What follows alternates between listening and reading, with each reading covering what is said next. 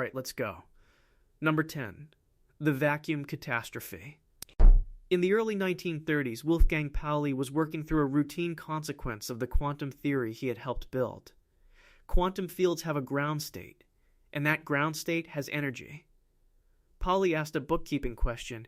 If that energy is real, gravity has to respond to it. He sat down to check the size of the effect. Standard physics is unambiguous here. Quantum field theory says empty space is not empty. Every field in nature has a zero-point energy that persists even when nothing is in it. General relativity says every form of energy curves space-time. Both theories are among the most precisely verified in science. Put them together, and you get a prediction for the energy density of the vacuum. Pauli's answer was that the universe would curl up smaller than the distance from here to the moon. The modern number is worse. Steven Weinberg laid it out in his 1989 review in Reviews of Modern Physics, Volume 61, page 1, The Cosmological Constant Problem. Observation gives a vacuum energy density of roughly 6 times 10 to the minus 10 joules per cubic meter.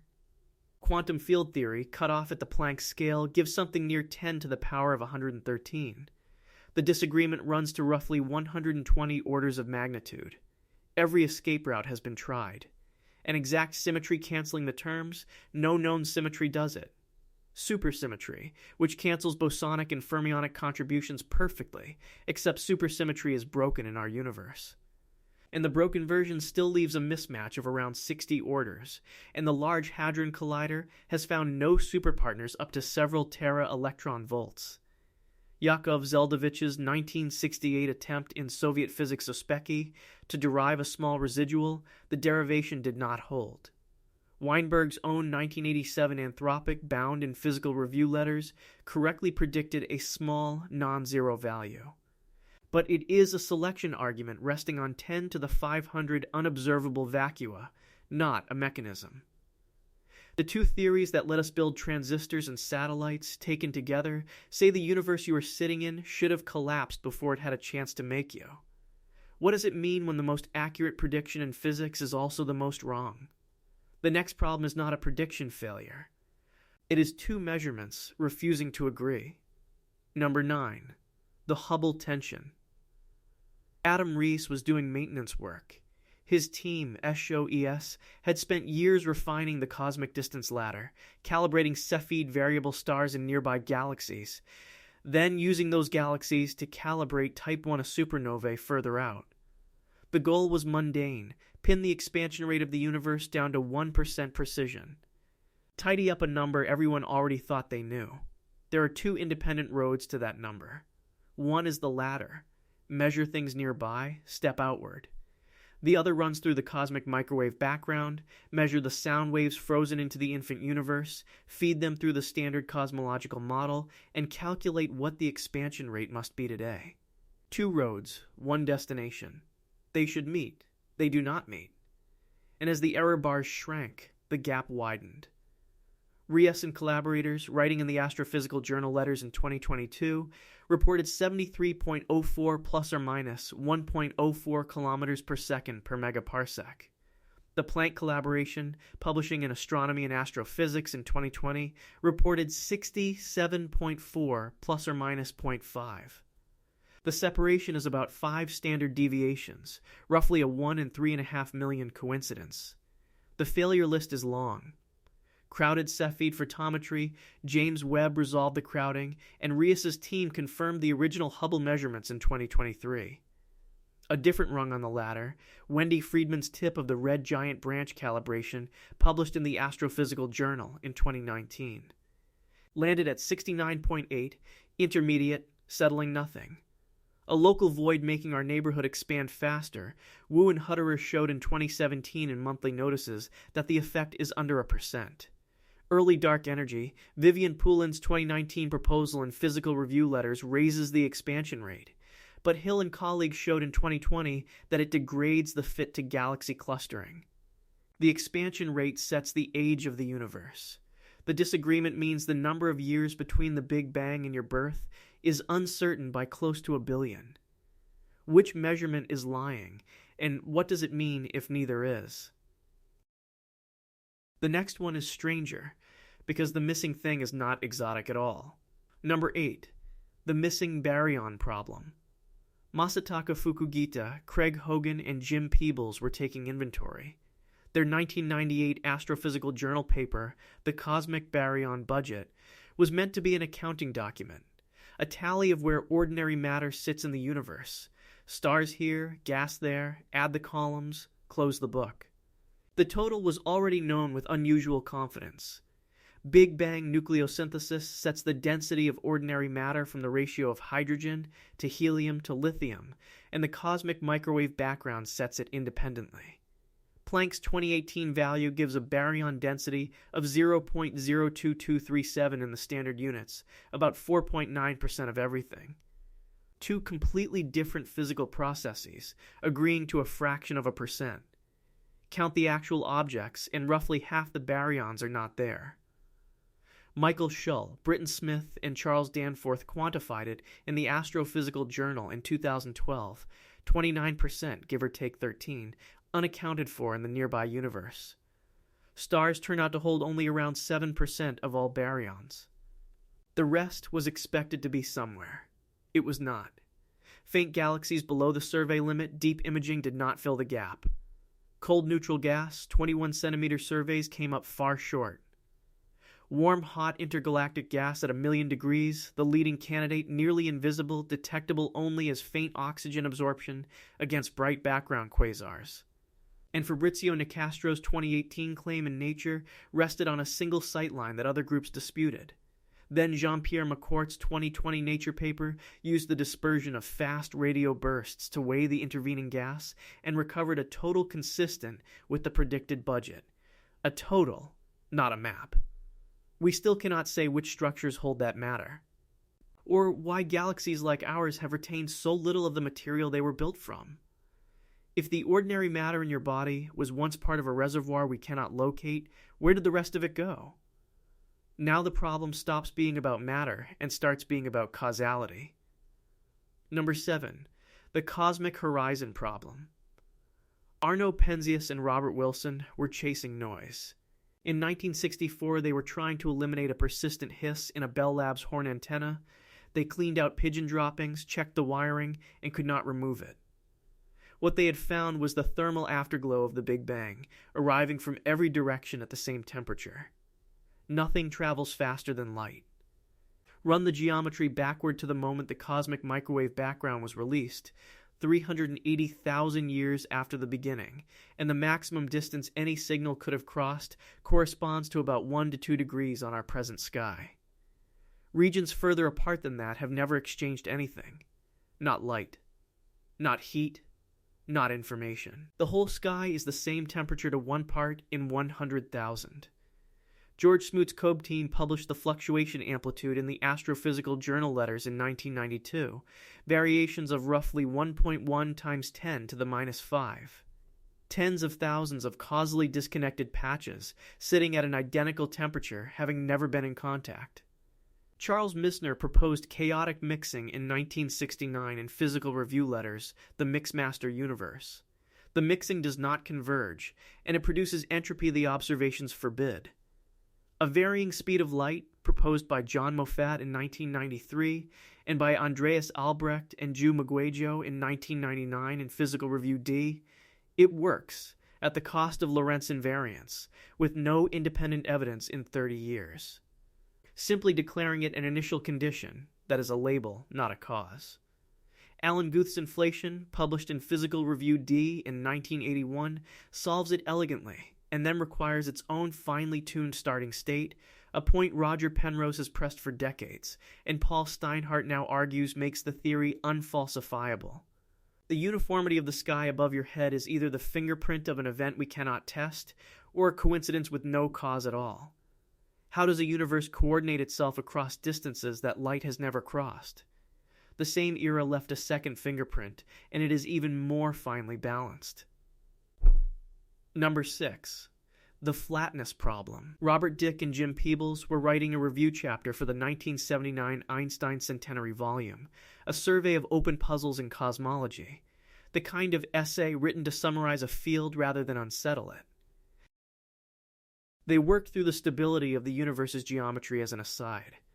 In general relativity, the total density of the universe determines whether space curves closed, curves open, or stays flat. The flat solution is unstable. Any deviation grows with time, and grows fast.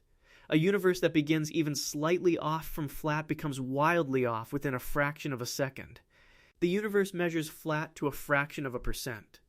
Planck's 2018 results give a curvature parameter of 0.001 plus or minus 0.002, consistent with exactly 0. Extrapolate that condition back to the Planck time, and the early density had to sit within roughly 1 part in 10 to the 60 of the critical value.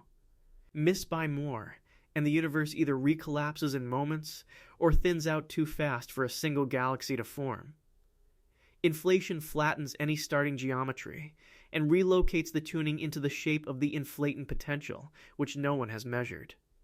The anthropic response, that only flat universes contain observers, explains the observation without explaining the mechanism. Several cosmologists, including George Evrard and Peter Coles in 1995, have argued the problem is ill-posed because there is no agreed probability measure over initial conditions, an argument that dissolves the question rather than answering it. And in 2019, Eleonora De Valentino, Alessandro Melchiori, and Joseph Silk reported in Nature Astronomy that the Planck lensing data on its own prefers a closed universe at 3.4 sigma. Every atom in your body exists because the density of the universe was tuned to 60 decimal places before it was a second old. Who or what set that number, and what were the odds against you? The next anomaly is not a calculation. It is a mark you can point to on a map. Number 5. The Cold Spot.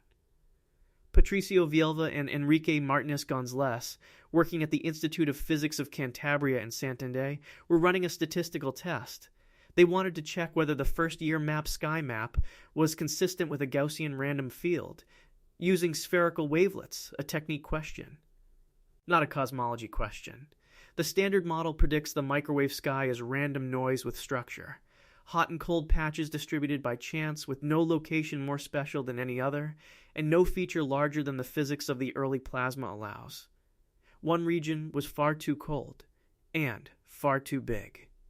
Their 2004 paper in the Astrophysical Journal, Volume 609, reported an anomalously cold region roughly 5 degrees in radius toward the constellation Eridanus, around 70 microkelvin below the mean, with a wavelet significance near 0.2%.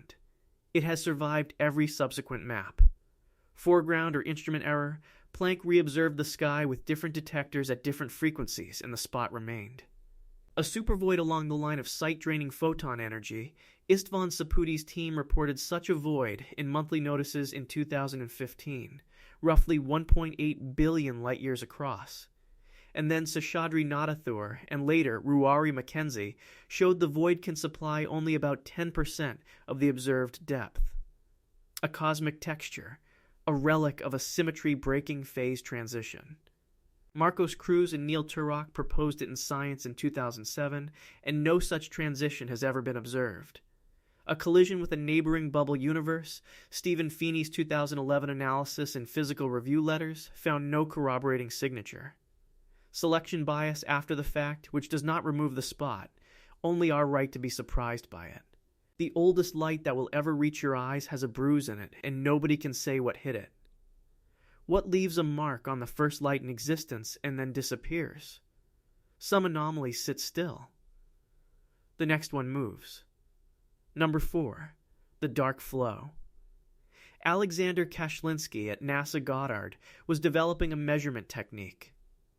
The kinematic Sunyaev-Zeldovich effect. The tiny temperature shift imprinted when microwave photons scatter off hot gas in a moving galaxy cluster offered a way to clock cluster velocities directly. He was building a tool, not hunting an anomaly. In the standard model, large-scale motions decline as you average over bigger volumes. Everything is pulled by the matter around it, and on the largest scales those pulls cancel. Coherent bulk motion above a few hundred kilometers per second across 500 million light-years should not exist. Around 700 clusters appeared to be moving together in one direction. Kashlinsky, Fernando Atrio Barandella, Dale Kuchevsky, and Harold Ebeling reported it in the Astrophysical Journal letters in 2008, a coherent flow between 600 and 1,000 kilometers per second toward the Centaurus Hydra region, with no visible mass concentration inside the observable universe capable of producing it. Ryan Keisler argued in 2009 that the filtering method manufactured the signal. Stephen Osborne's independent analysis in 2011 found nothing. The Planck collaboration's 2014 intermediate results placed an upper limit of 254 kilometers per second well below the claim, and the field largely moved on, while Kashlinsky's group continued to dispute the Planck treatment of the data. Then, in 2023, Richard Watkins and collaborators published a bulk flow measurement in monthly notices using the Cosmic Flow's 4 galaxy catalog and an entirely different method, finding motion on very large scales several times faster than the standard model predicts. The galaxy carrying you, the local group, the supercluster. All of it may be falling towards something that is not in the sky we can see. If we are being pulled, what is doing the pulling, and where is it? Some anomalies are contested. The next one won a Nobel Prize and is still unexplained. Number 3. The accelerating expansion. 2 teams were racing to measure a deceleration. Saul Perlmutter's supernova cosmology project at Berkeley and the High Z supernova search team under Brian Schmidt and Adam Rias were both using Type 1a supernovae as standard candles to determine how fast cosmic expansion was slowing down. The only question in play was the rate of the slowing. Gravity is attractive. Matter pulls on matter. Every version of the theory said the expansion must be decelerating. The measurement would simply reveal whether the universe would eventually recollapse or coast. The distant supernovae were too faint. They were further away than a decelerating universe permits. Rias and colleagues published 16 high redshift supernovae in the Astronomical Journal in 1998. Perlmutter's team published 42 in the Astrophysical Journal in 1999. The objects sat roughly 0.25 magnitudes dim, 10 to 15% fainter than any decelerating model allowed. The 2011 Nobel Prize followed for the observation, not for an explanation. Intervening gray dust dimming them ruled out when supernovae beyond redshift 1 appeared brighter again. Exactly as an accelerating model requires. Evolution in the supernovae themselves, spectral comparisons across cosmic time show no drift. Quintessence, a dynamical field driving the expansion, no such field has been detected, and the measured equation of state sits at negative 1.03 give or take 0.03, stubbornly close to a plane constant. Modified gravity, the neutron star merger GW170817 delivered gravitational waves and gamma rays within 1.7 seconds of each other across 130 million light-years, eliminating a large class of those models overnight. Vacuum energy, which returns us to number 10. Roughly 68% of everything that exists has no accepted physical explanation, and it is pulling the sky apart around you as you watch this. We named it, we measured it, we were awarded for finding it. What is it? The next anomaly does something none of the others do. It points at us. Number 2. The axis of evil. Anglica de Oliveira Costa and Max Tegmark were cleaning maps, working with Matias Saldarriaga and Andrew Hamilton. They were examining the very largest angular scales in DoomMap, the quadrupole and octopole, the 2 broadest patterns in the microwave sky. Large-scale modes are noisy and contaminated by our own galaxy, so the work was mostly about careful subtraction. The cosmological principle holds that the universe has no preferred direction. The orientation of each large-scale pattern in the microwave background should be random, independent of every other pattern, and certainly independent of anything local. The quadrupole and octopole are aligned with each other, and with the plane of the solar system. Their 2004 paper in Physical Review D, Volume 69, established the alignment. Kate Land and Ju Mugwejo named it in Physical Review letters in 2005. The 2 multipole axes sit within roughly 10 degrees of each other and lie close to the ecliptic and the equinox direction, with a chance probability estimated between 1 in 1,000 and 1 in 20,000 depending on the statistic used. galactic foreground contamination, every subtraction method tried leaves the alignment intact. Zodiacal dust in the inner solar system, the wrong spectrum and the wrong amplitude. Instrument systematics, Planck flew different detector technology at different frequencies with a different scan pattern and reproduced the alignments in its 2018 isotropy analysis. Chance, amplified by the fact that we went looking, which is a caution, not a cause. No mechanism has been proposed that survives. The ecliptic is the plane your planet orbits in. A pattern in 13.8 billion-year-old light appears to know about it. Why should the largest structure in the observable universe line up with a plane defined by our own address? The final entry is the one we have never even been able to look at. Number 1. Spacetime Foam. John Archibald Wheeler was trying to build matter out of nothing but geometry. His 1955 physical review paper on geons asked whether gravitational and electromagnetic fields could bind themselves into stable, particle-like knots, a program to derive physics from pure spacetime curvature. To do it, he had to ask what geometry looks like at very small scales. Quantum mechanics forbids any field from sitting still. Apply that to the metric of spacetime itself, and the curvature must fluctuate. Those fluctuations are negligible at every scale we can access, until you reach the Planck length, 1,616 times 10 to the minus 35 meters, where the fluctuation in geometry becomes as large as the geometry. Below that scale, the concept of distance may simply stop applying. The Planck time is 5.39 times 10 to the minus 44 seconds. Probing that scale directly requires energies near 10 to the 19 giga-electron volts. The Large Hadron Collider reaches roughly 1.4 times 10 to the 4, 15 orders of magnitude short. A collider capable of it would need to be light years around. Every indirect attempt has come back ambiguous. Richard Liu and Lloyd Hillman claimed in the Astrophysical Journal letters in 2003 that sharp images of distant quasars ruled foam out. Roberto Ragazzoni's team showed the same year that the argument depends entirely on which foam model you assume. Eric Perlman's 2015 analysis using Chandra and Fermi data on distant quasars constrained some models and left others untouched. The Fermi observation of gamma-ray burst 90510, published in Nature in 2009, pushed limits on Lorentz violation past the Planck energy for one specific class of dispersion relation. Craig Hogan's holometer at Fermilab reported a null result in 2016, ruling out one particular holographic noise signature and nothing else. The stage your atoms stand on has never been observed, and physics predicts it is not solid. If space itself is not smooth, what exactly is the thing you are moving through? Nothing on this list sits at the frontier of physics. Every one of them sits at the center, inside general relativity, inside quantum field theory, inside the standard cosmological model, inside the theories we trust enough to build satellites and reactors and clocks around. The universe is not confused. It has been consistent for 13.8 billion years.